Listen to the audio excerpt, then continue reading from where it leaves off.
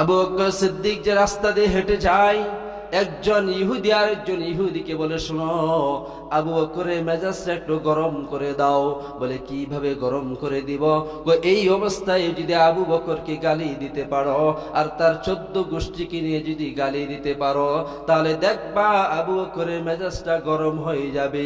ইহুদিরা সব সময় চিন্তা ভাবনা করে, মুহাম্মদের সাথে যেহেতু পারা যায় না, মুহাম্মদের সাহাবীদের সাথে লড়াই করি, সাহাবীদেরকে এক এক করে যদি খতম করে দিই, এক পর্যায়ে মুহাম্মদ যখন শূন্য হারা হয়ে যাবে, মুহাম্মদকে দেখার মতো কেউ থাকবে না, সর্বশেষ আমরা মুহাম্মদকে কতল করে ফেলব। নাউজুবিল্লাহ।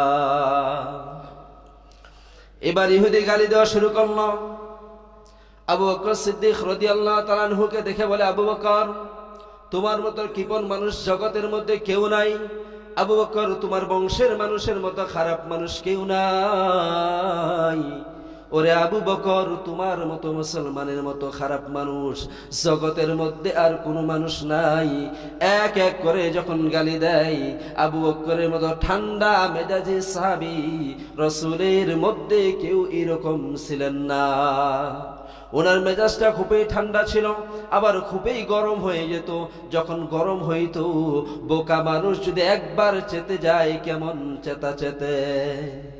কয়, পাগলা রে চেতাইস না, পাগলা তিতা মিঠা কোনোটাই বুঝে না। এক এক করে যখন গালি দেয়, এক পর্যায়ে গালি দেওয়া শুরু করলো। শয়তান ইবলিস এসে বলতেছে ইহুদিকে, শোনো, এইভাবে যদি গালি দাও, কোনোদিন আবু বকর সিদ্দিক চেতবে না, কোনোদিন আবু বকর রাগ হবে না। বলে, কেমন ভাবে গালি দিলে রাগ হবে? যদি আবু বকরের মুহাম্মদ রে গালি দিতে পারো আর মুহাম্মদের আল্লাহকে যদি গালি দিতে পারো, তাহলে দেখবা আবু বকর কেমন চেতা চেতে যায়। এবার সবগুলো ইহুদি দাঁড়াইয়া একজন ইহুদি শুরু করে দিল যে আবু বকর সিদ্দিক এর যে নবী আছে মুহাম্মদুর রাসূলুল্লাহ সাল্লাল্লাহু আলাইহি সাল্লাম, তিনার মতো ফকির মানুষ দুনিয়ার মধ্যে আর কেউ নাই, তিনার মতো খারাপ মানুষ আর দুনিয়ার মধ্যে কেউ নাই।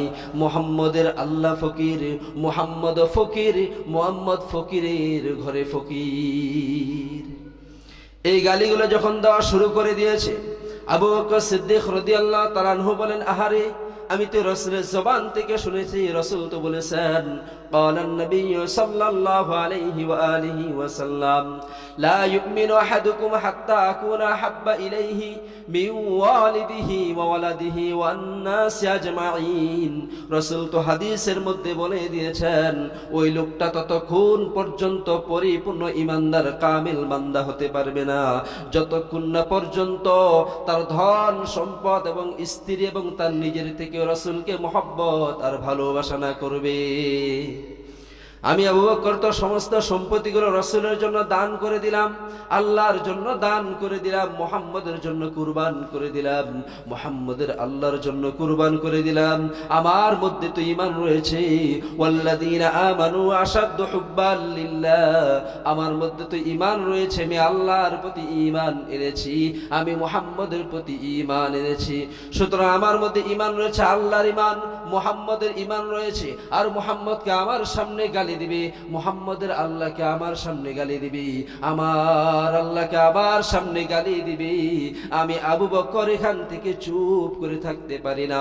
আবু বকর সিদ্দিক রাদিয়াল্লাহু তাআলা আনহু এক পা দুই পা যখন হাঁটে হাঁটে সামনে গিয়েছে, ইহুদির গালে একটা এমন জোরে থাপ্পড় মেরেছে, জাগাত ইহুদিটা বেহুশ হয়ে পড়ে গিয়েছে। এক থাপ্পড়ে ইহুদির জমিনের মধ্যে কায়েদ হয়ে পড়ে আছে।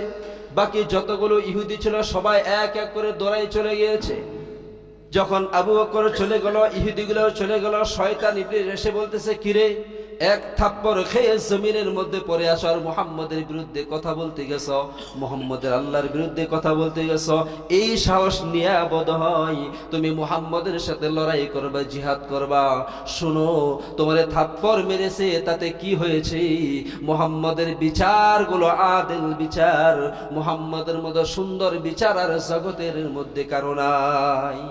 মুহাম্মদের কাছে যখন বিচারের জন্য গিয়েছে, এবার রাসূল সাল্লাল্লাহু আলাইহি সাল্লাম সমস্ত ইহুদিদেরকে বলতেছে যে দেখো, এই থাপ্পড় যদি মেরে থাকে খলিফাতুল মুসলিমিন ওমর মারতে পারে, আবু বকর সিদ্দিক মারতে পারে না, কারণ আবু বকরের মেজাজটা এইরকম না। এক পর্যায়ে তখন এদের সাথে অনেক কথাবার্তা হয়ে যায়। আবু বকর সিদ্দিক রাদিয়াল্লাহু তাআলা আনহুকে যখন ডাকা হয়, আবু বকরকে জিজ্ঞাসা করা হয়, হে আবু বকর বলো, এই ইহুদির গালে থাপ্পড় কে মেরেছে? আল্লাহ রাসূলের সামনে আবু বকর চোখের পানিগুলো ছেড়ে বলে, ইয়া রাসূলুল্লাহ, ইয়া হাবিবাল্লাহ, বিয়াদবি হলে আমারে মাফ করবেন, আমারে ক্ষমা করবেন, যদি আরেকটু অনুমতি দেন আমি ওই ইহুদির গালে আরেকটা থাপ্পড় দিয়া দেই। রাসূল চিন্তা করলেন, যেহেতু আবু বকর চেতে গিয়েছে অবশ্যই কোনো কারণ রয়েছে। বলে, কেন থাপ্পড় মেরেছে? বলে, আমরা কোনো কিছুই বলি নাই, আমরা দাঁড়িয়ে আছি, হঠাৎ আবু বকর এসে আমার গালে থাপ্পড় দিয়েছে। বলে, না না না, আবু বকর এমনিতেই মারতে পারে না, অবশ্যই কোনো না কোনো কারণ রয়েছে। বলে, ইয়া রাসূলুল্লাহ, ইয়া হাবিবাল্লাহ, আপনি তো মুহাম্মাদুর রাসূলুল্লাহ, আপনার মাঝে তো আদল বিচার রয়েছে, শ্রেষ্ঠ বিচার রয়েছে, আপনি এই বিচারটা সঠিকভাবে কোরআন সুন্নাহ অনুযায়ী আমাদেরকে করে দেন। ইহুদির বক্তব্য, কোরআন সুন্নাহ অনুযায়ী সঠিক বিচার করে দেন, কারণ ইহুদি জানে যে মুহাম্মদ যদি বিচার করে সে কোরআন সুন্নাহ অনুযায়ী সঠিক বিচারটাই করবে। মুহাম্মদুর রাসূলুল্লাহ সাল্লাল্লাহু আলাইহি সাল্লাম বলেন, হ্যাঁ সঠিক বিচার হবে। ইহুদির গালে আবু বকর যখন থাপ্পড় মেরে দিয়েছে, ইহুদি এখন আবু বকরের গালে থাপ্পড় মেরে দিবে। হঠাৎ খলিফাতুল মুসলিমিন ওমর ফারুক রাদিয়াল্লাহু তাআলা উপস্থিত হয়ে গেলেন। বলে, ইয়া রাসূলুল্লাহ, ইয়া হাবিবাল্লাহ, আমি কেমন জানি এখানে একটা গ্রান পাই, আবু বকরের কোনো দোষ নাই, ইহুদির সবগুলো দোষ, এমন একটা আমি গ্রান পাচ্ছি, কারণ খলিফাতুল মুসলিমিন ওমর রাদিয়াল্লাহু তাআলা কে আল্লাহ তাআলা নবীর মতো সম্মান দান করেছেন। সুবহানাল্লাহ। কারণ সে বুঝতে পারেছে আবু বকর এমনিতে মারা নেই, কোনো কারণ বশত মারছে। এক পর্যায়ে যখন সাক্ষীর ব্যাপারে কথাবার্তা আলাপ আলোচনা হতে হতে চূড়ান্ত পর্যায়ে যখন চলে যায়, এমন সময় আল্লাহ রাসূল বলে, ও ইহুদি, তুমি একটা থাপ্পড় আবু বকর সিদ্দিকের গালের মধ্যে বসায় দাও। রায়টা যখন হয়ে গিয়েছে, ইহুদি এবার সেইভাবে সাটাম সুটাম দেহ সুন্দর করে আসে, যখন কাছাকাছি চলে আসছে, ঠিক এ সময় আল্লাহর রাসূল একজন সাহাবী সাদ বিন আবি আক্কাস একটা চাদর মুড়া দিয়ে শরীরটা ঢেকে আল্লাহ রাসূলের সামনে এসে বলে, ইয়া রাসূলুল্লাহ, ইয়া হাবিবাল্লাহ, একটা কথা আমি বলতে চাই ইয়া রাসূলুল্লাহ। বলে, কি কথা? বলে, আবু বকরের গালে এই মুহূর্তে থাপ্পড় দেওয়া যাবে না। বলে, কেন? আমি আপনার কথা শুনে ইসলাম ধর্ম গ্রহণ করি নাই, আমি আপনার কথা শুনে কোনোদিন ইসলাম ধর্ম গ্রহণ করি নাই। আবু বকর সিদ্দিক আমার কাছে বারবার একাধিক বার গিয়েছে, আর আপনার শান এবং মান নিয়ে আমার কাছে কথাগুলো বলেছে, আল্লাহর জাত ও সিফাতের কথাগুলো আমার কাছে বলেছে। আমি সাদ বিন আবি আক্কাস বলতেছি, ইয়া রাসূলুল্লাহ, ইয়া হাবিবাল্লাহ, বেদিনের ঘরে আমি জন্মগ্রহণ করেছি, আমার মা ইহুদি, আমার বাবাও ইহুদি, তারা কেউ ইসলাম ধর্ম গ্রহণ করে নাই, এমন ঘর থেকে ইসলাম ধর্ম আমি গ্রহণ করেছি। ইয়া রাসূলুল্লাহ, ইয়া হাবিবাল্লাহ, যেদিন ইসলাম ধর্ম আমি গ্রহণ করি, আমার পরিবারের লোকেরা লোহার একটা চিরুনি গরম করে আমার শরীরের মধ্যে, পিঠের মধ্যে ওই গরম চিরুনিটা দিয়ে এমন যে টান মেরেছে, আমার শরীরের মাংসগুলো খসে খসে সবগুলোই পড়ে গিয়েছে। চাদরটা উঠাইয়া দেখাই, ইয়া রাসূলুল্লাহ, ইয়া হাবিবাল্লাহ, আপনি আমারে চিনতে পারছেন নি? বলে, হ্যাঁ আমি তো তোমাকে চিনতে পেরেছি, তোমার হাতেই তো, তোমার হাতে হাত রেখে তো আবু বকর তোমাকে কালেমা পড়াইয়া মুসলমান বানাই দিয়েছে, তুমি তো সেই সাহাবী সাদ বিন আবি আক্কাস। সাদ বিন আবি আক্কাস বলে, ইয়া রাসূলুল্লাহ, ইয়া হাবিবাল্লাহ, এই যে একটা বিচার আপনি করতেছেন, সমাধান করতেছেন, এখানে আবু বকর নির্দোষ, আবু বকর কোনো দোষ করে নাই, আমি সাদ বিন আবি আক্কাস সাক্ষী দিচ্ছি, ইহুদির সমস্ত দোষগুলো, এখানে আবু বকরের কোনো দোষ নাই। কিন্তু রাসূলের কথা হলো যে না, সাক্ষী না থাকলে আমার বিচার সঠিক হবে না। আবু বকরের পক্ষে কোনো সাক্ষী নাই, ইহুদির পক্ষে অনেকগুলো সাক্ষী রয়েছে। এক পর্যায়ে যখন সাক্ষী আবু বকর সিদ্দিক রাদিয়াল্লাহু তাআলা আনহু উপস্থিত করতে পারলেন না, আল্লাহ রাব্বুল আলামিন স্বয়ং জিবরিল আলাইহিস সালাতু সালামকে বলেন, এর জিবরিল, আবু বকর আমার নবীকে এতটা মহব্বত করে, এতটা ভালোবাসে, আরবের মধ্যে সবচাইতে ধনী মানুষ হলেন আবু বকর সিদ্দিক, ওনার মতো কাপড়ের ব্যবসায়ী বড় আর আরবের মধ্যে কেউ নাই। মদিনা মদিনা শহরের মধ্যে কেউ নাই, সবচাইতে বড় ব্যবসায়ী, তিনার ধন সম্পদগুলো আমার জন্য কুরবান করে দিয়েছে, রাসূলের জন্য কুরবান করে দিয়েছে। আজ বদ হয় আমার পক্ষে ঈমান আনার কারণে, আমার পক্ষে জিহাদ করার কারণে, আমার পক্ষে অটল থাকার কারণে আমাকে এত পরিমাণে মহব্বত করে ভালোবাসে। ওই ইহুদির বাচ্চারা গালি দিয়েছে, আবু বকর সহ্য করতে পারে নাই, এক পর্যায়ে তাকে থাপ্পড় মেরে দিয়েছে। তুমি মুহাম্মদের কাছে আমার আয়াতটা নাজিল করে দাও, মুহাম্মদের কাছে আমার ওহীটা পৌঁছায় দাও, আমার বার্তাটা পৌঁছায় দাও, আমার কথাটা পৌঁছায় দাও। ঠিক এই সময় জিবরিল আলাইহিস সালাতু সালাম বলে, ইয়া রাসূলুল্লাহ, ইয়া হাবিবাল্লাহ, এইমাত্র আপনার কাছে ওহী এসেছে। ইহুদির পক্ষে হাজার হাজার সাক্ষী রয়েছে, অনেকগুলো সাক্ষী উপস্থিত করেছে, কিন্তু আবু বকর সিদ্দিকের পক্ষে স্বয়ং আল্লাহ নিজেই সাক্ষী দিয়েছে। সুবহানাল্লাহ। এজন্য দেখবেন শয়তান একটু জোর বেশি থাকে, যারা দুষ্ট মানুষ এদের জোর বেশি থাকে, যারা শয়তান এদের জোর বেশি থাকে, যারা হকের পক্ষে থাকে এদের একটু শক্তিটা কম থাকে, কিন্তু কম শক্তির মধ্যে এত পরিমাণে আল্লাহ রাব্বুল আলামিন বরকত দান করে এরাই সর্বশেষ বিজয়ের মালা পরে। আল্লাহ তাআলা আয়াত নাজিল করে দেন, লাকাদ সামিআল্লাহু কাওলাল্লাযীনা ক্বালু ইন্নাল্লাহা ফাকীরু ওয়া নাহনু আগনিয়া।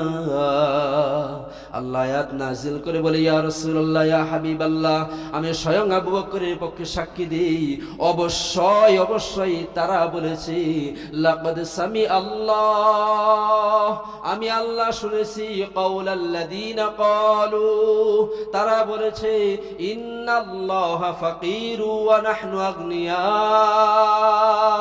তারা বলেছে আল্লাহ ফকির, মুহাম্মদ ফকির, এবং তারা সবাই নাকি ধনী, কোটি কোটি টাকার মালিক, অনেক সম্পত্তির মালিক। তারা বলেছে আমরা হলাম ধনী মানুষ, তোদের আল্লাহ ফকির, মুহাম্মদ ফকির, মুহাম্মদের মতো ফকির আর মানুষ কেউ নাই। স্বয়ং আল্লাহ যখন আবু বকর সিদ্দিকের পক্ষে যখন সাক্ষী দিয়েছে, রাসূল কোরআন সুন্নাহ অনুযায়ী এমন বিচার করেছে, সাথে সাথে ইহুদিগুলো জাগাত রাসূলের সামনে বলতেছে, ইয়া রাসূলুল্লাহ, ইয়া হাবিবাল্লাহ, আমরা আপনার হাতে তওবা করে ইসলাম ধর্ম আমরা গ্রহণ করে নিলাম। লা ইলাহা ইল্লাল্লাহু মুহাম্মাদুর রাসূলুল্লাহ সাল্লাল্লাহু আলাইহি সাল্লাম।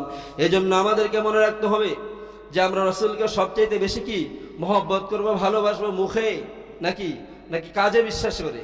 আমি মসজিদওয়ালাদেরকে খুব ভালোবাসি, মাদ্রাসাওয়ালাকে খুব ভালোবাসি, গরিব দুঃখী অসহায় মানুষকে খুবই ভালোবাসি, এদের সহযোগিতা প্রয়োজন হলে তখন আর নাই। এই ভালোবাসার কোনো দাম আছে? এই ভালোবাসার দাম নাই। সুতরাং আল্লাহ এবং তার রাসূলকে ভালোবাসতে হবে কাজে মিলিয়ে, নাকি বলেন? কাজে ভালোবাসতে হবে।